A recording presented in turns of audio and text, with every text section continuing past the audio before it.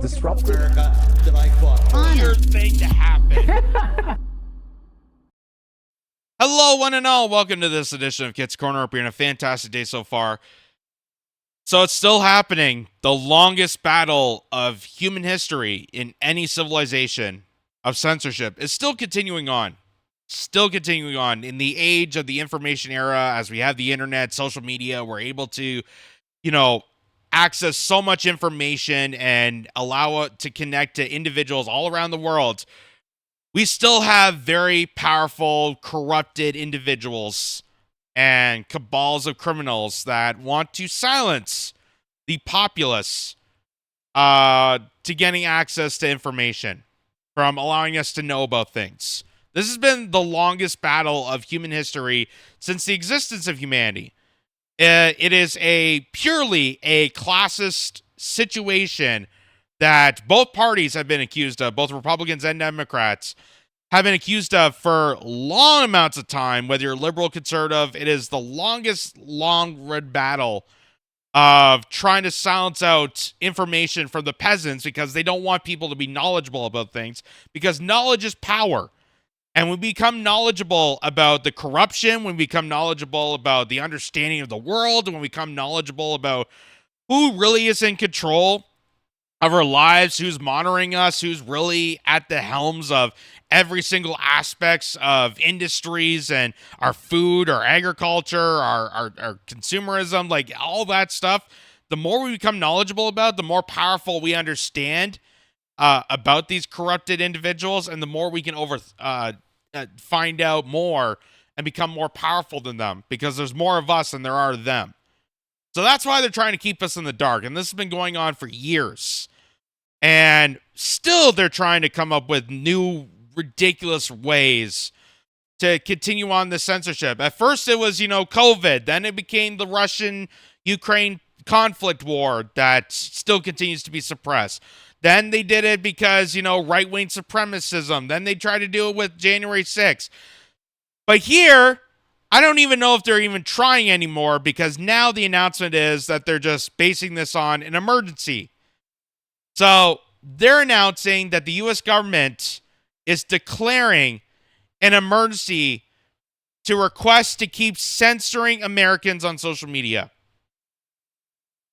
That is what they're claiming, that we have to file an emergency stay request to keep censoring Americans on social media.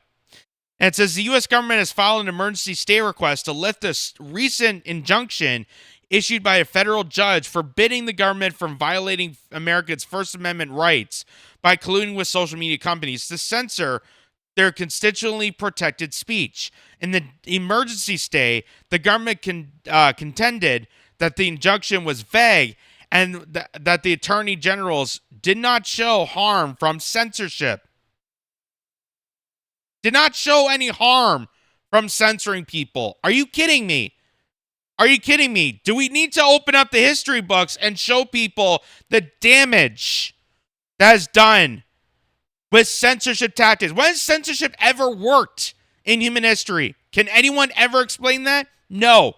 No historian could ever point to a time or place that censorship has ever worked for humanity, because it doesn't, ever. And the people that tell you that works are the people that are censoring you purposely. An argument that Judge Terry Daughtry has rejected multiple times in the past. So that was that big notion where the federal judge, I believe he was from Missouri or one of the red states, came to conclusion and made a ruling that the government should not collude with big tech companies to silence out Americans' freedom of speech, which I agree 100%. Considering that tech companies and social media platforms have become the public square, it's been stated as an access point for people to share information and ideas, and the internet has been used numerous times for e-commerce and social media and to collect information on people. It's vital. It's so vital. And that is why people like RFK Jr. Made a testimony. This is for the weaponization of the federal government and their use of censoring people. And RFK knows this personally because his campaign has been censored multiple times by big tech companies in direct order with the government. There's concluded ties that federal government has ordered tech companies to continue on more censorship. And listen to his opening testimony on why censorship is a vital issue for everybody. Not just right-wingers, not just left-wing people, not just original lefties like me that are vocal for freedom of speech, but for every single individual that cares about humanity. It's a human issue. It's not a political issue. It's a basis of humanity. Take a listen to this. And I want to start. I want to put aside my written statement for a moment and address one of the points that was brought up. I think an important point by the ranking member, that this body ought to be concerning itself with issues that impact directly the American people. The rising price of groceries, 76% over the past 2 years for basic foodstuff, the war in Ukraine, the inflation issues, the border issues, many other issues that concern us all as a nation. We can't do that without the First Amendment, So what he's saying there, he's addressing to Congress that all the talking points that you made about grocery prices, inflation, the war, what's happening with Ukraine, and so on and so forth, you can't have any of that without mentioning censorship. You can't have any of that without the First Amendment. You can't have any of that if you're silencing out people from having this discussion. That is a valid point. That's an excellent point. And that's what people need to understand, is that you can't have anything of any discussion without understanding and fighting for the protection of freedom of speech. Even if it's the most hated people and people you disagree with, you have to fight for their speech as much as they fight for you. That is a principle tactic. That is a principle stance that people need to understand when it comes to the First Amendment. It's important to fight for people that disagree with you. That's why the Free Speech Amendment is there in the first place. It's to protect people that you don't like. It's to protect people that you disagree with. Because that's a basic human right for every single individual. And you can't have conversation and move forward with ideas without mentioning the freedom of speech, having that intact. Debate. When I gave my speech, my announcement speech in Boston 2 months ago, YouTube, I talked about all those issues. I focused on grocery. I focused on the fact that working class people can no longer afford to live in this country. I talked about inflation, all the issues that deeply concern you, and that you've devoted your career to alleviating those issues. 5 minutes into my speech, when I was talking about Paul Revere, YouTube deplatformed me.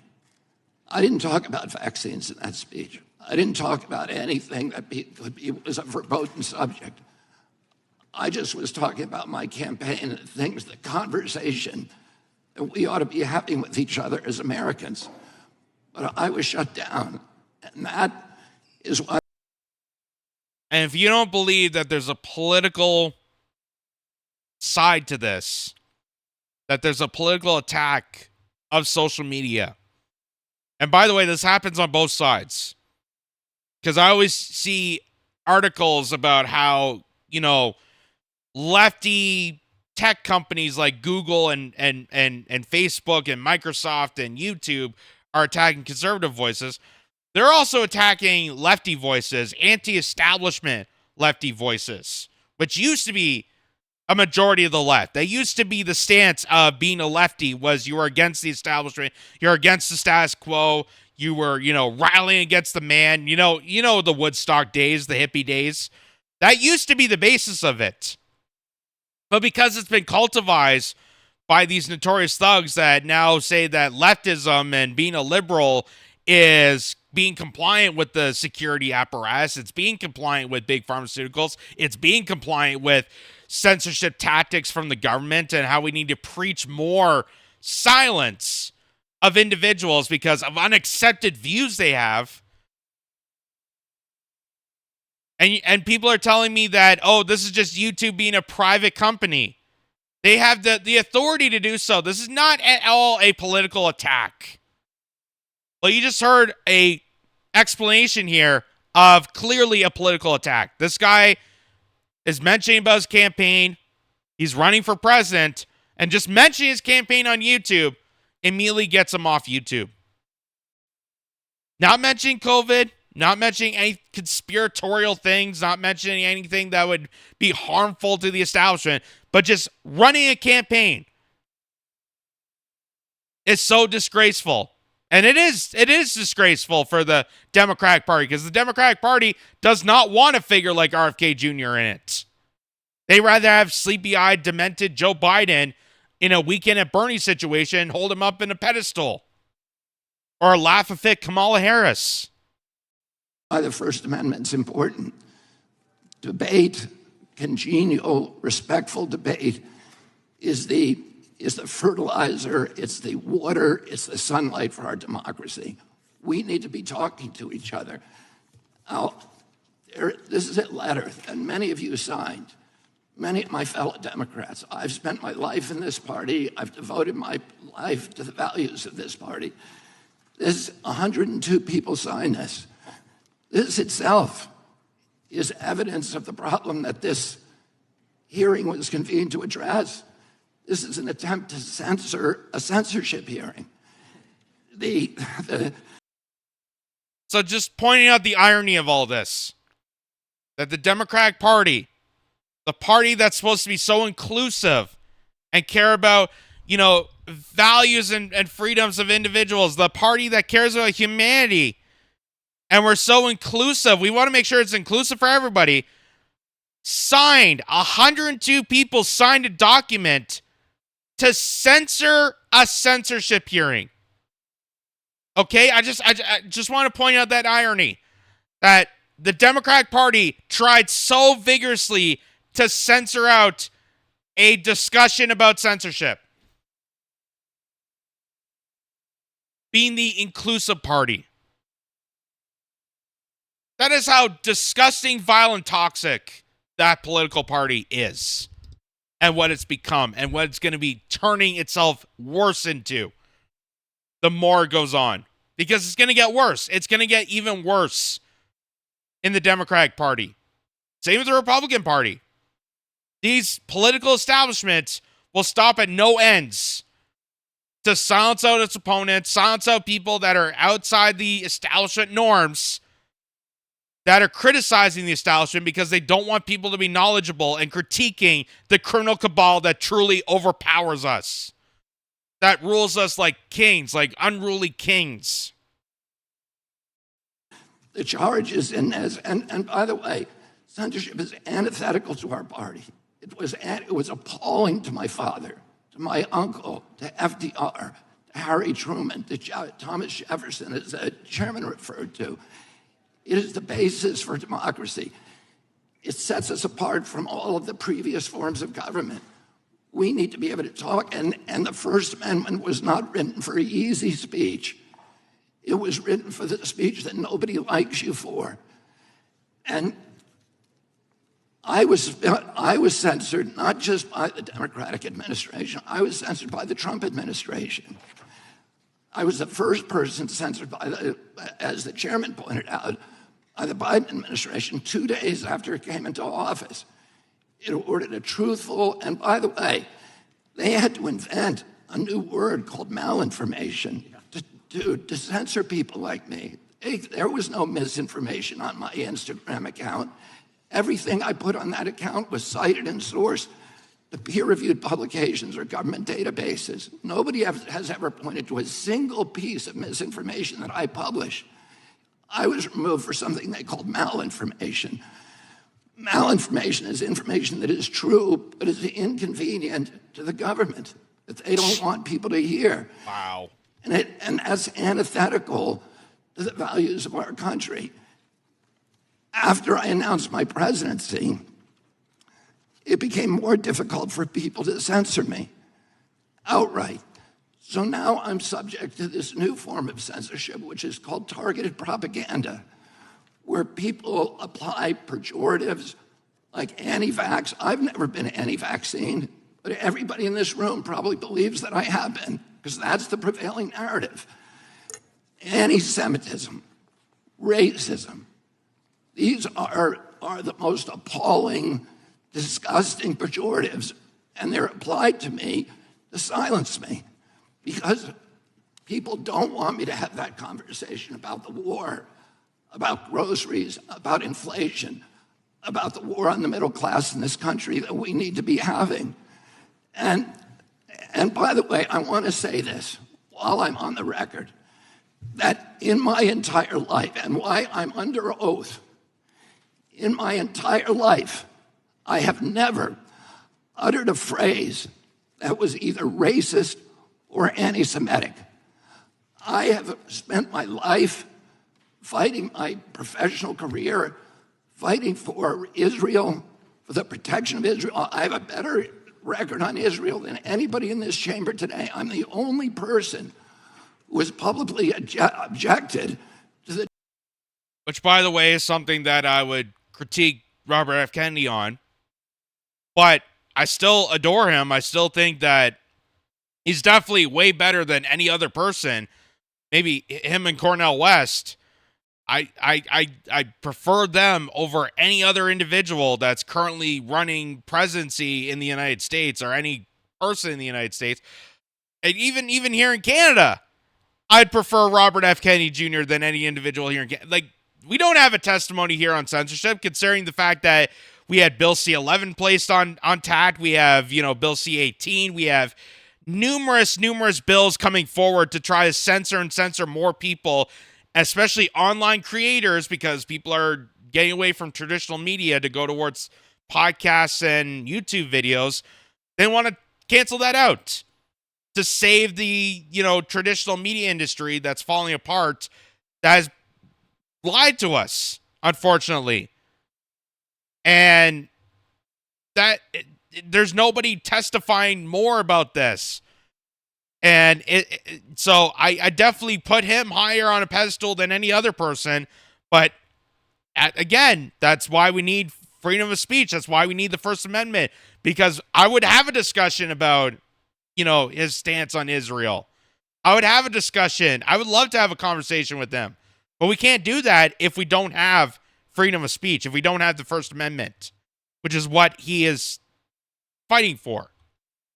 The $2 billion payout that the Biden administration is now making to Iran, which is a genocidal program. I'm the only one who's objected to that. I fought more ferociously for Israel than anybody.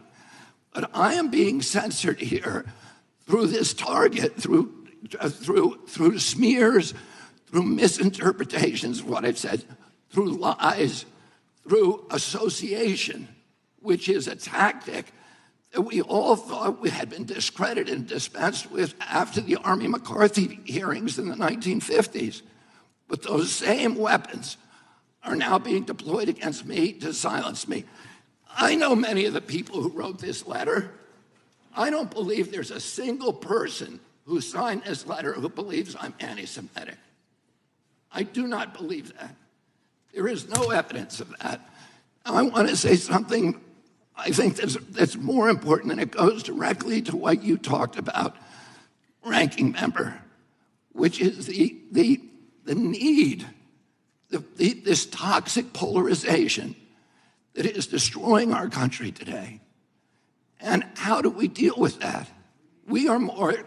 This kind of division is more dangerous for our country than any time since the American Civil War.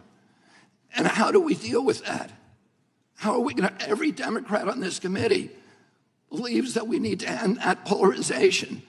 Do you think you can do that by censoring people? I'm telling you, you cannot. That only aggravates and amplifies the problem. We need to start being kind to each other.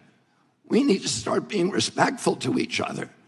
We need to start restoring the comedy to this chamber and to the rest of America, but it has to start here. My uncle, Edward Kennedy, has more legislation with his name on it than any senator in United States history. Why is that? Because he was able to reach across the aisle, because he didn't deal in insults, because he didn't try to censor people. He brought home people who were antithetical to what he believed in. He came home almost every weekend with people like Orrin Hatch to our house at the compound in Hyannisport. At that time, Orrin Hatch to me was like Darth Vader, because I was an environmentalist. And I was saying, why is Teddy bringing this guy home? But he knew that he was effective because he understood that comedy and respect and kindness and compassion and empathy for other people is the way that the only way to restore the function in this chamber. But more importantly, today we need to give an example in the leadership of our country of being respectful to each other. If you think I said something that's anti-Semitic, let's talk about the details. I'm telling you all the things that I'm accused of right now by you. And in this letter are distortions, they're misrepresentations. I didn't say those things. There's fragments that I said, but I denounce anybody who uses the words that I have said to imply something that is negative about people who are Jewish. I never said those things. And I want to point out also that the chairman pointed to Dennis Kucinich, who's fighting behind me. There is no two people in the country who feel more differently about American politics than these two people. And yet they were friends. Dennis attended his children's basketball games, attended his daughter's wedding.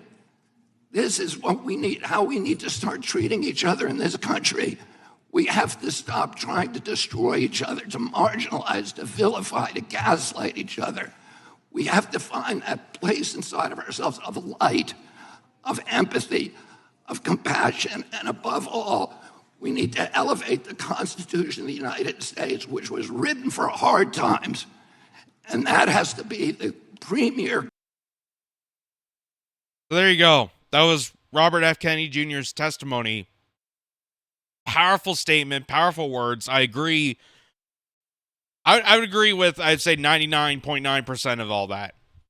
Except for the Israel thing that, again, this is why we need to protect amendment rights. This is why this is principle. This is why freedom of speech is a principal right of every single human being, regardless. And why we need to protect this to keep society functioning. Because we can't do anything if we can't discuss with each other, if we can't, come up with ideas, if we can't have common sense, if we can't come together and focus on common goals. We can't do any of it if we're continuing to beat each other over with these censorship tactics. Exactly what he said. Exactly what he said. And again, there's things that I disagree with RFK Jr. on, and, we could have discussions on, Israel or running the Democratic Party when the Democratic Party is trying to censor you out. Like, there's lots of things to mention, critiques about him, but there's nothing I can disagree with that. What he's saying there on coming together and how we need to restore the fabric of society, fabric of humanity, by protecting freedom of speech away from tyrannical, authoritarian government thugs that don't care anything about humanity. And don't even care about this testimony, because here is some of the response First Amendment. Will now that the Democratic Party has, before Robert F. Kennedy Jr. even testified. This is what the Democratic Party, their tactics in this testimony of trying to silence out before he was even allowed to speak. So take a look at this. This is them talking to Debbie Wasserman Schultz, who who that is. That's one of the notorious figureheads that rigged the 2016 primary in Florida with Tim Canova's campaign. She's a complete hack, a complete political phony hack. You could see right through her, and this is what she said here. I'd like to raise a point of order. Gentlelady can state a point of order. Point of order pursuant to House Rule 11, Clause 2, which Mr. Kennedy is violative of. I move that we remove into executive session because Mr. Kennedy has repeatedly made despicable anti-Semitic and anti-Asian comments as recently as last week.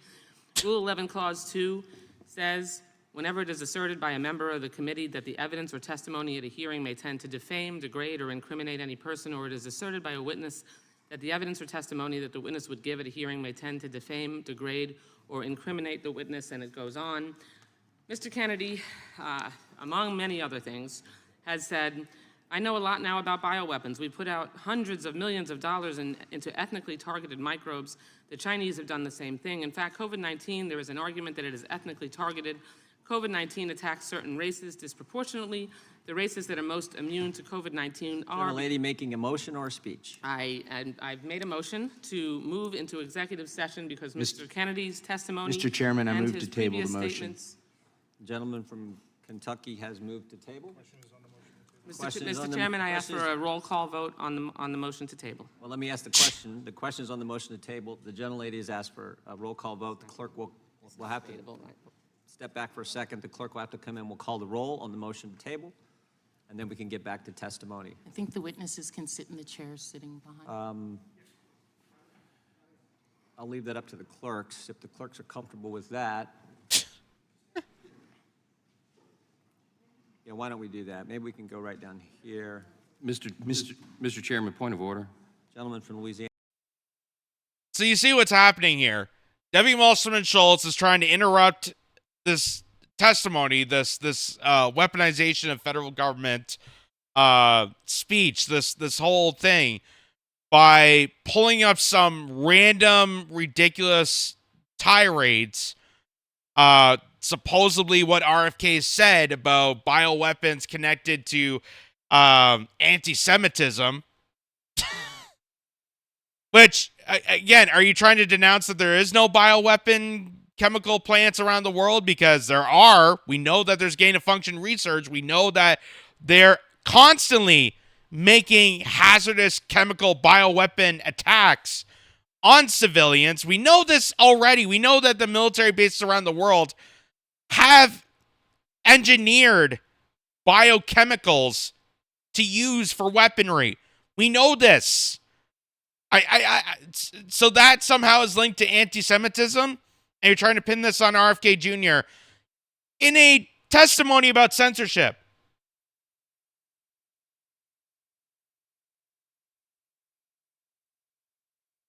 And interrupted the whole thing because now they're discussing, then Jim Jordan's trying to well, it's up to the clerk to decide. Like they're trying to run out the shot clock here by doing this. That's all they're trying to do. They're trying to run out the shot clock so that RFK Jr. can't speak in a testimony about censorship. Here's another failed tactic here where RFK Jr., this is where they're trying to decide how long he's allowed to speak for. And listen to this. Excuse me, point of order. I know that witnesses usually have 5 minutes. I see 10 minutes on the board. Is it going to be 10 minutes? So one of the people in Congress, the Congress lady there, she says that usually witnesses only get 5 minutes to speak. I see 10 minutes there. Why is he getting 10 minutes? She's in panic over the timing that RFK Jr. is getting on this to talk about censorship. She's panicking over this. She's panicking about the fact that normally we only get 5 minutes, but he's getting 10 minutes. We'll give him 5 minutes, but we're pretty lax with this. We'll let him go for We a are? little. Yeah. I've seen you gavel down on quite a number of We've witnesses. given senators and former Democrat members of Congress and all kinds He's of folks plenty of neither. time. He's I know. neither. I'm just saying in past history. Okay, in okay. committee. But Let's- He's neither. He's neither. He's not. He's just RFK. He's not an important figure. He's not a corrupt individual like me. Why is he getting time to talk? Why are you giving it 10 minutes? Why? Why? And amazing. That's from, I don't know if you can see here. Let me make the picture bigger. So Jim Jordan is obviously the guy in the middle in the blue shirt there. Next to on his left there, on his left, that is the representative from, I believe, the Virgin Islands.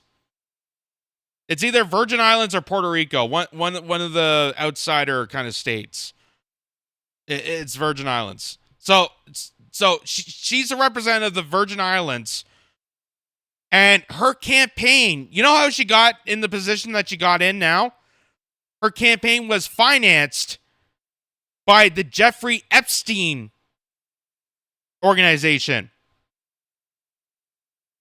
And you know what organization I'm talking about? The Jeffrey Epstein collab, the, sexual predators, the sex trafficker cabal, financed her campaign to have the position that she's in now, screaming, telling RFK Jr. that you're not allowed to have more time to talk about censorship. Because I'm sure RFK Jr. would love to have a conversation about her finances and her connections to the Jeffrey Epstein campaign. Since we're talking about association, since you're trying to associate me with anti-Semitism and right-wingers and January 6th and all the bad people of the world and Russia and Putin and doing these McCarthy smears, how about we talk about your connection with a pedophile? One of the biggest notorious pedophiles of worldwide. Let's talk about that. Let's talk about that connection. How you're connected to sex traffickers. Miss Bassett, I think that's her name. I don't know her full name, but that's utterly hilarious. Just watch the time for all the witnesses. And if you want to cut him off and censor him some more, you're welcome to do it. Oh, that's not my job. That's your job. Why not? Bam! Bam! That's a good zing. That's a good zing. Well, if you want to censor him during a censorship testimony, go right ahead. It's going to prove what garbage, toxic people you are. It's going to prove exactly that. And she goes, well, it's your job. It's your job. You're the one that's holding this thing. I'm not responsible. I don't have any power. I'm just here because I'm sponsored by a pedophile. What a sick, twisted group of people. Seriously. Like, these are the most despicable, garbage individuals that I would not ask for the time of day from them because of how malice they are to stuff like this. Like, the time and energy that they're spending on trying to censor out a censorship testimony with all the stuff that's happening in the world. Like, RFK Jr. is trying to be nice and say, well, you're talking about inflation and stuff. First of all, I doubt they're talking about it. I doubt they're mentioning to it. I bet you they're definitely the kind of people that say, well, it's worth it. It's worth not paying your gas. It's worth not being able to put bread on the table because you're helping fight the Ukrainian refugee crisis. You're definitely helping the individuals. You're fighting for their freedoms and safety and security and humanity. Don't you care about people? Or some bullshit line like that. That's the disgusting, despicable Democratic Party, ladies and gentlemen. And it happens with mainstream Republicans also. Because they're bought and corrupted by the same individuals. It's a big giant club, and you and I ain't in it. As George Carlin always reminded us in his stand-up acts. This is the big giant club trying to censor one person. One person just reminding us that it's important to have freedom of speech because we wouldn't have any of this. We wouldn't have anything if we were still in the dark ages trying to silence out the peasants from knowledge. From information, from words.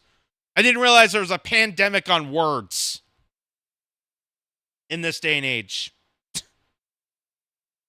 But that goes to show you how despicable the political establishment is. and why they're censoring RFK Jr., why they're censoring Cornel West, why they're censoring YouTubers, why they're censoring podcasters, comedians, left, right, and center. Anyone that pokes an eye and supposedly reporting malice information, or what do they call it, disinformation.